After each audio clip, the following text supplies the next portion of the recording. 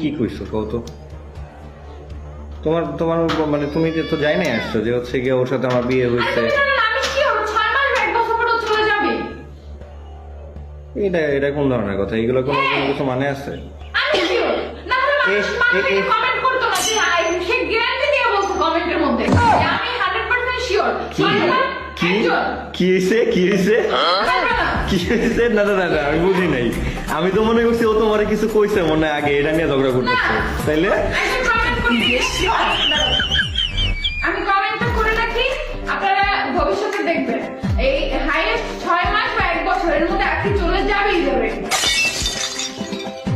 এই কি কি এই কমেন্ট, এই কমেন্ট,